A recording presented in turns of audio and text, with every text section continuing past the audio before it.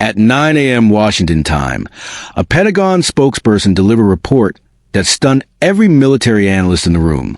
An Iranian Kilo-class submarine destroyed, 12 surface combat vessels eliminated, a submarine base at Bandar Abbas reduced to rubble, 14 mobile coastal missile launchers erased from the map. All of this before breakfast. The cost of the United States, 0 casualties, 0 ships damaged, $61 million in expended munitions. The cost to Iran, an entire naval doctrine built over decades, dismantled in a single morning. How does one achieve such an absolute, devastating, and asymmetric outcome? To understand, we must go back exactly 18 hours. What occurred in the Strait of Hormuz was not a battle. It was a trap that Iran never knew existed. But before continuing, I need to ask you something. From which country and city are you watching this analysis? Because what I am about to describe could redefine the naval balance in one of the most volatile regions on the planet. Leave it in the comments. And if this type of content interests you, please like and subscribe, because here we analyze what others dare not explain. Let's go to the beginning. 18 hours before the engagement, a Boeing P-8A Poseidon took off from a classified base in the Gulf region. Its mission did not appear on any public record. The crew began seeding the Strait of Hormuz with something the Iranians could not see or imagine. 140 acoustic sonar buoys deployed in an overlapping grid covering nearly 160 square kilometers of the strait. Passive buoys listened to every vibration in the water, while active buoys emitted sonar pulses. This network was so dense it could detect the hum of an electric motor from kilometers away, an invisible web stretched across the planet's most contested waters. Now, think like an Iranian captain for a moment. He knew these waters. He had trained for years for this exact scenario. The Strait of Hormuz is shallow, acoustically complex, filled with thermal layers that distort sonar and currents that confuse sensors. For a diesel-electric submarine like the Kilo class, specifically designed to operate silently, these waters should have been the perfect hiding spot. For years, Iranian doctrine built itself on this premise, that geography could neutralize American technological superiority, that quiet submarine moving at 3 knots above the thermocline at 115 meters depth will be virtually invisible. That premise was about to collapse in the most brutal way possible. At 2:14 a.m., sensors captured the first acoustic signature, a faint contact, diesel-electric, heading 112, speed 3 knots, depth 116 meters. Riding exactly on the thermocline, attempting to hide in the ocean's natural acoustic shadow. The data traveled instantly to the Combat Information Center of the USS Gerald R. Ford. And here, the story takes a turn the Iranian captain never imagined. The Ford is not simply an aircraft carrier. It is a $13 billion floating combat network. Its combat direction center processes more tactical data in 60 seconds than the entire Iranian Navy handles in a week. Every ship in the strike group knew at that instant exactly where the Iranian submarine was.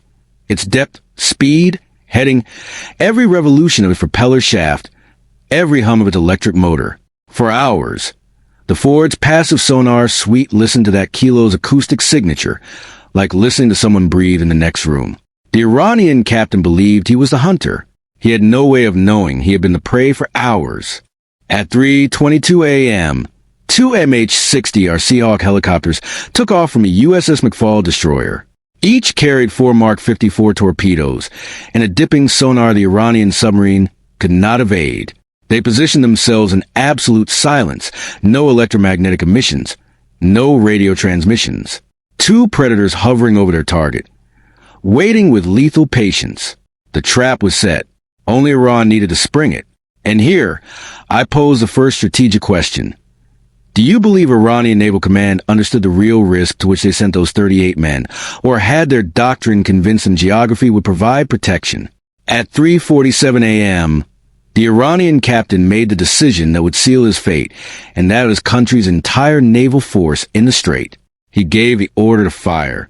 2 heavy torpedoes left the Kilo's tubes. Here is a technical detail many do not know. Launching a torpedo is not silent. The compressed air ejection creates an acoustic transit that travels through water at over 1,000 meters per second. to every American hydrophone within a 37-kilometer radius. That sound was like a cannon shot inside a cathedral. 2 torpedoes. Heading 094, distance 10,500 meters, closing speed 40 knots. The Ford's crew had 43 seconds before impact. They needed less than half that. In 4 seconds, EN/SLQ, 25C Nixie acoustic decoy, deployed from the carrier's stern. This towed device precisely replicates the acoustic signature of the ship's propellers. It emits a false target, so convincing that a torpedo's guidance system cannot distinguish it from the real objective. The first Iranian torpedo locked onto the Nixie. It chased a ghost. It passed 275 meters from the Ford's hull, exhausted its fuel, and sank into the abyss. The second torpedo detected 2 targets and chose the louder one, the decoy. Both torpedoes disappeared into the depths without touching a single American sailor. The Iranian captain had fired his best shot at the most powerful warship ever constructed, and he had missed. Now came the response. 91 seconds. That is all that passed between the Iranian launch and the American authorization to fire. The rules of engagement left no room for ambiguity. An unprovoked torpedo attack on a United States aircraft carrier constitutes an act of war. The response would be overwhelming. The 2 Seahawks had spent 26 minutes with their dipping sonars fixed on the kilo. The firing solution was precise to the meter. Exact depth, exact speed, exact heading. For Mark 54 torpedoes entered the water simultaneously. Their active acoustic seekers emit 37,000 pulses per second. Closing speed, 40 knots. The Iranian submarine's maximum sprint speed, 17 knots. Mathematics does not negotiate. Inside the submarine, they detected the incoming torpedoes 22 seconds before impact. Emergency blow, maximum speed, evasive maneuvers, all ordered. None of it mattered. The first Mark 54 struck the engine compartment at 3:49 a.m. 20 kilograms of high explosive detonated against a pressure hull already bearing the weight of water at 116 meters depth. A 5-meter breach opened. Water rushed in at over 300,000 liters per minute. The second torpedo arrived 9 seconds later. The Kilo-class submarine imploded at 128 meters depth. 38 crew members lost instantly. Total engagement time, 2 minutes and 41 seconds. But the strike group was not finished, because that submarine did not act alone. Was Iran's decision to attack a desperate gamble or a monumental strategic miscalculation? Leave your opinion in the comments, because what follows elevates this crisis to another level. During the 3 hours preceding the submarine attack, the Maritime Patrol aircraft had been tracking secondary contacts. 12 Iranian combat vessels had departed Bandar Abbas 6 hours earlier under the cover of what appeared to be a routine patrol. Classic asymmetric doctrine. The submarine strikes first, drawing attention to the depths while the surface force closes distance to missile launch range. In theory, a lethal pincer. But that theory had a fatal flaw.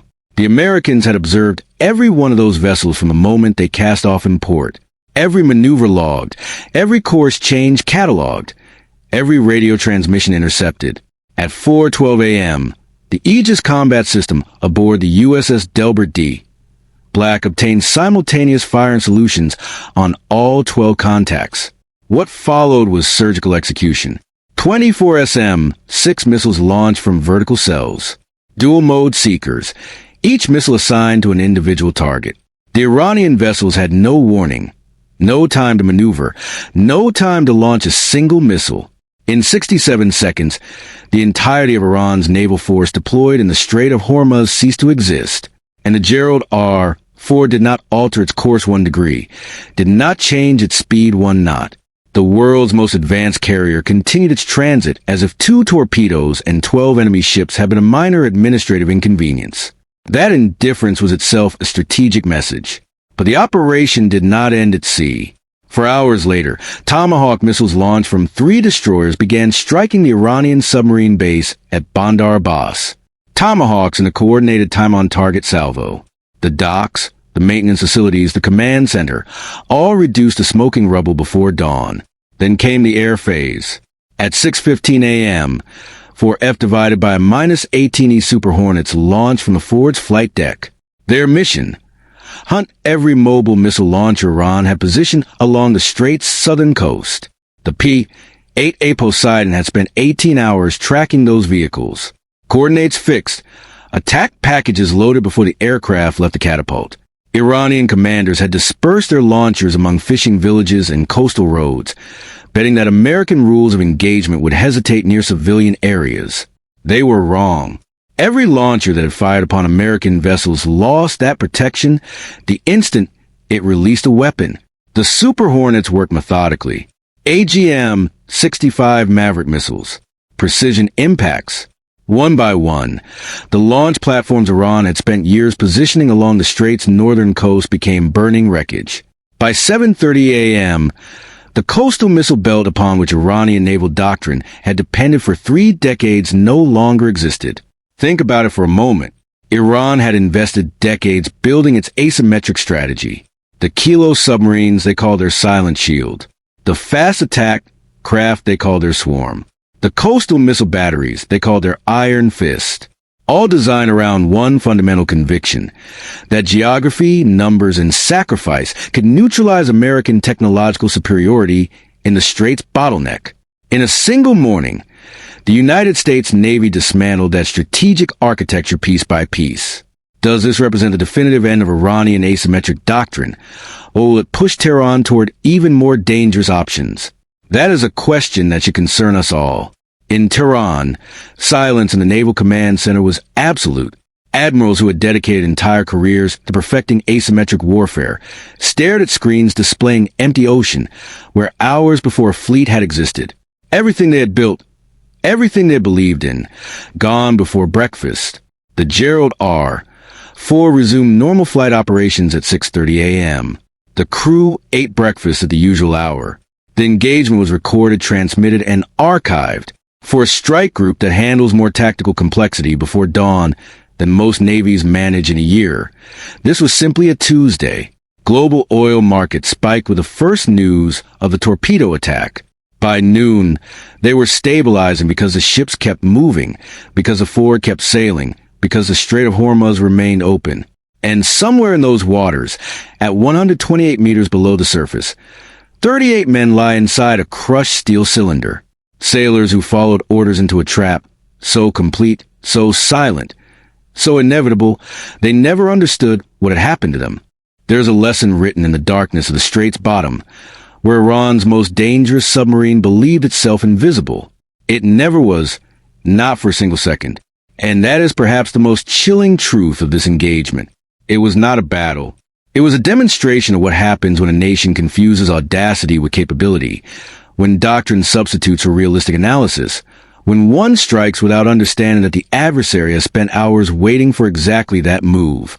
Do you believe the show of force will deter Iran, or will humiliation push them toward retaliation through even more unpredictable means? Tell me in the comments. And also tell me from which part of the world you're following this analysis, because these waters affect us all, from fuel prices to the global geopolitical balance. If you made it this far, you already know this is not an ordinary channel. Here we dissect the military and geopolitical scenarios that define the world we live in. Subscribe so you don't miss the next analysis. Like this content if it provided a perspective you did not find elsewhere, and share it with someone who needs to understand what is truly at stake in the Strait of Hormuz. Because the next move is already taking shape, and when it happens, we will analyze it here first.